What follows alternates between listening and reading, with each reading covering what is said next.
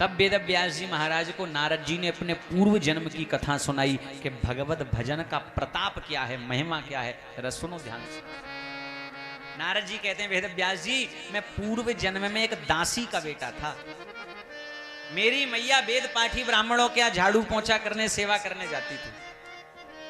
मैं भी अपनी मैया के संग चला जाता था। एक बार कुछ संत चातुर्मास करने के लिए उन ब्राह्मणों के यहाँ पधारे। चातुर्मास होता है ना, बरसात के समय में विचरण नहीं करते तो एक जगह चातुर्मास होता, ऐसे आज भी चातुर्मास होता है। तो वह साधु संत उन ब्राह्मणों के गांव में, उन ब्राह्मणों के यहाँ पधारे। मेरी मैया उन संतों की बड़ी सेवा करती। नारद जी कहते हैं मैं भी सेवा करता। संत जब प्रसाद पा लेते तो मैं भी उनके साथ प्रसाद पाता, उनके साथ रहता, भजन करता, कीर्तन करता। लेकिन संतों का जब चातुर्मास पूरा हो गया तो संत जाने लगे। पर संतों के साथ रहते रहते मेरे मन में भी भगवान की भक्ति के संस्कार आ गए, क्योंकि जैसा करेंगे संग वैसा चढ़ेगा रंग। नारद जी कहते हैं संत जाने लगे। मैंने संतों से कहा महाराज मुझे भी अपने साथ ले चलो, भजन करना, मेरा मन अब यहां नहीं लगता। संतों ने कहा देखो बेटा, हम तुम्हें अपने साथ नहीं ले जा सकते। क्यों? बोले तुम तुम्हारी मैया के इकलौते बेटा, तुम्हारी मैया ने हमारी इतनी सेवा करी। अगर तुम्हें हम अपने साथ में ले गए तो तुम्हारी मैया तुम्हें जीवन भर गालियां देगी कि बताओ हमने महात्मा जी की इतनी सेवा करी और महात्मा जी हमारे इकलौते बेटे को ही ले गए साथ में बाबा जी बनाने। देखो बेटा, भजन ही करना है तो घर छोड़ने की आवश्यकता नहीं है। जिसे भजन करना है वो घर में रह के भी भजन कर सकता है, और जिसे नहीं करना वो वृंदावन में भी बस जाए तो भी नहीं कर सकता। घर छोड़ के बास कियो वन में, मन बास न त्याग कियो ही नहीं। पंच केस रमाय के धूनी तपे, सतभोग हरि को लियो ही नहीं। सतसंग को रंग गोमाय दियो, सतनाम हरि को लियो ही नहीं। और कहे दास सतार समझ रे मना, तूने प्रेम पिया लो पियो ही नहीं। जिसे भजन करना है वो घर में रह के भी कर सकता है, और जिसे नहीं करना वृंदावन पहुंच गए, वृंदावन में जाके भी घर वालों की याद आ रही है। वहां जाके भी यही टेंशन है कि बहू ने पूजा करी होगी कि नहीं, बहू ने ये काम किया होगा कि नहीं। तो भैया घर में क्या बुराई थी, घर में भी बढ़िया। नारद जी कहते हैं बेटा भजन ही करना है तो घर में रहकर करो। जब तक तुम्हारी माँ है अपनी माँ की सेवा करो। मेरे भाई बहन ध्यान देना, जिस घर में 2 समय नियम से भगवान की सेवा पूजा होती हो, तुलसी का पौधा हो, घर में बैठे माँ बाप, बड़े बुजुर्ग या सास ससुर का सम्मान हो, बड़े बुजुर्गों का, साधु संत वैष्णवों का सम्मान हो, विश्वास मानिए वह घर ही वृंदावन है, और वहां बांके बिहारी को बुलाना नहीं पड़ता, बांके बिहारी अपने आप आ जाते। जिस घर में दोनों समय भगवान की सेवा पूजा होती हो, तुलसी का पौधा हो, बड़े बुजुर्गों का सम्मान हो, वह घर ही वृंदावन है। घर का वातावरण अपने आप भजन जैसा हो जाए, घर में रह के भी भजन हो जाएगा। और ये सब नहीं है तो वहां जाके भी बस जाओ तो भी मन में वही झंझट रहने वाला, क्योंकि सारा खेल तो मन का है ना। मन उसी का लगेगा जिसका मन हटेगा। तो घर में रह के भी अगर मन सांवरिया में है तो आपका घर ही तीर्थ है। नारद जी कहते हैं मैं भजन करने लगा, पर किसी दिन ज्यादा भजन करता बैठकर तो मेरी मैया मेरे भजन में बड़ा विघ्न करती। क्यों? बालक अगर ज्यादा पूजा पाठ करने लगे तो इन मैयाओं को चिंता होने लग जाती है, कहीं छोरा बाबा जी बनने की तैयारी तो नहीं कर रहा। पर ध्यान देना, कपड़े पहनने से कोई साधु नहीं होता और बनाने से कोई संत बनता भी नहीं। संत तो भगवान की कृपा से बने बनाए आते हैं। आपके कुल में से, आपके जीवन में से, आपके परिवार में से अगर किसी बालक को संत बनना होगा तो पूरा परिवार मिलके भी रोकना चाहे तो भी नहीं रोक पाएगा, और नहीं बनना होगा तो घर भर पीछे पड़ के बनाना चाहो तो भी नहीं बन पाएगा। संत बनना और संत होना दोनों बातों में अंतर है। बनना तो कितना सरल है, आप बन जाओ, हम बन जाए, कोई भी बन सकता है। संत कपड़े पहनने का नाम नहीं है, संत स्वभाव का नाम है। संत स्वभाव का नाम। कई बार आपने देखा होगा कुछ लोग पहनते भले पैंट शर्ट हैं, दिखते हमारी तरह हैं, पर उनका जीवन ऐसा है, उनका आचरण ऐसा है, उनका व्यवहार ऐसा है कि कई बार लोग कहते हैं अरे महाराज वो हमारी कॉलोनी में पूरे संत आदमी। साधु एक स्वभाव का नाम है। नारद जी कहते हैं मेरी मैया मेरे भजन में बड़ा विघ्न करती, तो जब मेरी मैया ने ज्यादा विघ्न किया तो वैसे ऐसी प्रार्थना करनी तो नहीं चाहिए, पर एक दिन विघ्न हुआ तो मैंने अपने भगवान से प्रार्थना करी, हे भगवान मेरी मैया मेरे भजन में बड़ो विघ्न करे, मेरी मैया को तू ऊपर बुलाए ले। और एक दिन मेरी मैया गौशाला में गाय का दोहन करने गई और धोखे से मेरी मैया का सर्प के ऊपर पैर पड़ गया और सर्प के दंश से मेरी मैया का ओम गोविंदाय नमो नमः हो। नारद जी कहते हैं खुशी भी हुई और दुख भी हुआ। खुशी इस बात की कि भगवान के भजन में कोई विघ्न नहीं करेगा, और दुख इस बात का कि मैया थी सो गई। नारद जी कहते हैं मैंने जल्दी से संस्कार किया अपनी माँ का, और जिस दिशा में संत गए थे उसी दिशा में उसी मंत्र का जो मंत्र दिया था संतों ने, उसी मंत्र का जप करते हुए भाव के साथ चल पड़ा। और कौन सा मंत्र दिया था? द्वादशाक्षर मंत्र नारद जी को दिया गया था। ओम नमो भगवते तुभ्यम वासुदेवाय धीमहि प्रद्युम्नाय निरुद्धाय नमः संकर्षणाय च। नारद जी कहते हैं मैं उसी मंत्र का जप करते हुए चल पड़ा।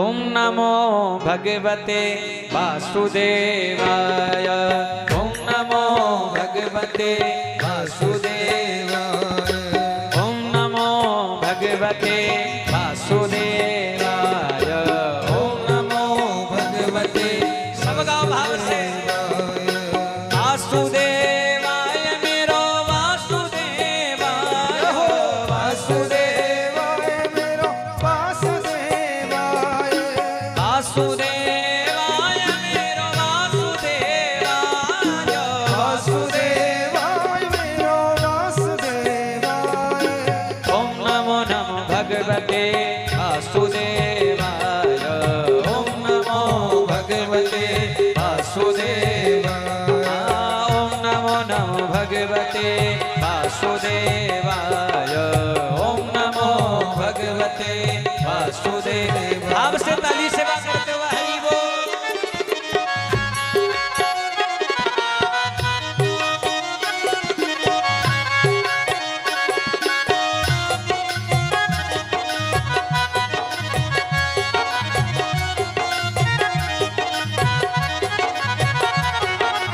ओम नमो भगवते वासुदेवाय, ओम नमो भगवते वासुदेवाय, वासुदेवाय मेरो नंदनंदनाय, वासुदेवाय मेरो नंदनंदनाय, वासुदेवाय मेरो नारायणाय, वासुदेवाय मेरो नारायणाय, ओ नारायणाय मेरो गोवर्धनाय, नारायणाय मेरो गोवर्धनाय, ओम नमो भगवते वासुदेवाय, ओम नमो भगवते वासुदेवाय। तेरी मर्जी का मैं हूँ गुलाम, तेरी मर्जी का मैं हूँ गुलाम, मेरे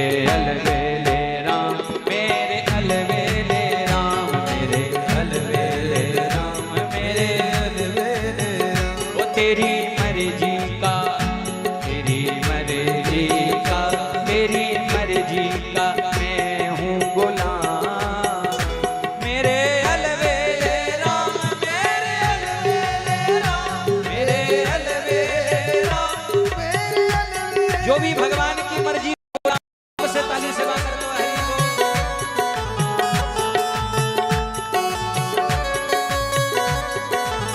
बोले बांके बिहारी लाल की।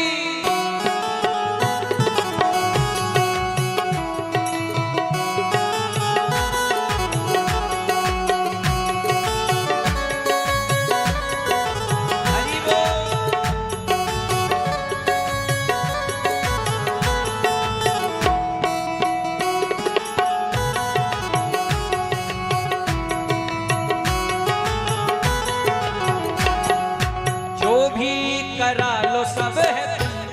न्योछावर, जो भी करा लो सब तुम पर न्योछावर, जो भी करा लो सब तुम पर न्योछावर, जो भी करा लो सब तुम पर न्योछावर। ओ मेरी दौलत है, मेरी दौलत है, मेरी दौलत है अब तेरे नाम।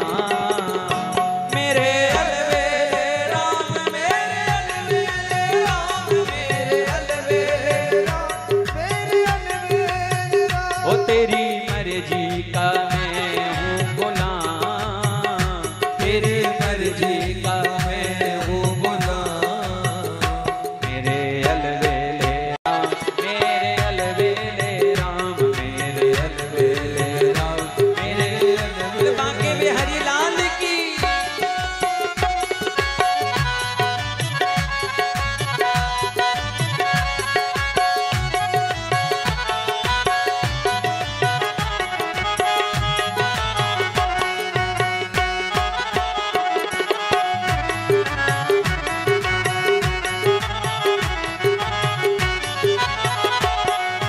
तेरी रजा में कटीली है राहें, तेरी रजा में कटीली है राहें, तेरी रजा में कटीली है राहें, तेरी रजा में कटीली है राहें। अब दे दो, अब दे दो सजा या इनाम, अब दे दो सजा या इनाम। मेरे अलवेले राम, मेरे अलवेले राम, मेरे अलवेले राम, मेरे अलवेले राम। ओ तेरी मर्जी का मैं हूँ गुलाम, तेरी मर्जी का मैं हूँ गुलाम। मेरे अलवेले राम, मेरे अलवेले राम, मेरे अलवेले राम, मेरे अलवेले राम, मेरे अलवेले राम, मेरे अलवेले राम, मेरे अलवेले राम, मेरे अलवेले राम। ओ तेरी मर्जी का मैं हूँ गुलाम, मेरे अलवेले राम, मेरे मस्ताने श्याम। तेरी रजा में कटीली है राहें, अब दे दो सजा या इनाम, अब दे दो सजा या इनाम। मेरे अलवेले राम, मेरे अलवेले राम। नारद जी कहते हैं मैं उस मंत्र का जप करते हुए चल पड़ा, ओम नमो भगवते वासुदेवाय। पर संत तो कई साल पहले गए थे, वो तो मिले नहीं। जब थक गया बहुत ढूंढते ढूंढते, तो एक सरिता के किनारे बैठकर मैंने एक वृक्ष के नीचे बैठकर उस मंत्र का जप करना प्रारंभ किया, ओम नमो भगवते वासुदेवाय, ओम नमो भगवते वासुदेवाय। नारद जी कहते मैं जप कर रहा था, जप करते करते एक समय आया कि भगवान की बाकी झांकी मेरे अंतर मन में प्रकट हुई। मैं दर्शन कर ही रहा था कि अगले क्षण वो झांकी अंतर ध्यान हो गई। नारद जी कहते मैंने बार बार कोशिश करी कि पुनः उस स्वरूप के दर्शन हो जाएं, बार बार जप किया पर दर्शन नहीं होते। तभी आकाशवाणी हुई, हे बालक, अगर तुम मेरे दर्शन पुनः करना चाहते हो तो अभी और भजन करो। नारद जी कहते हैं अगर और भजन करने की आवश्यकता थी तो फिर एक बार दर्शन क्यों दिया? आकाशवाणी हुई, तुम ठहरे छोटे से बालक, अगर मैं तुम्हें ज्यादा दिनों तक दर्शन नहीं देता तो शायद तुम्हारे मन में भाव जागता कि भगवान भगवान होते भी हैं कि नहीं, कहीं बाबा जी पागल बना के तो नहीं चले गए। इसलिए मैंने तुम्हें एक बार अपनी बाकी झांकी की छटा दिखा दी है, अब तुम पुनः मेरे दर्शन करने के लिए तड़पते रहो। नारद जी कहते हैं मैंने भजन किया और भजन के प्रताप से जब बाद में जब प्रलय हुआ और सब कुछ प्रलयकालीन जल में समा गया और अगली बार जब ब्रह्मा जी ने संसार का सृजन किया तो वही दासी पुत्र रामदास जिसे कोई घर नहीं बिठाता था, अगले जन्म में भगवान के भजन के प्रताप से ब्रह्मा का पुत्र नारद बनकर प्रकट हुआ और आज बड़े बड़े देवता मुझे प्रणाम करते हैं। ये हरि नाम की ही तो महिमा है।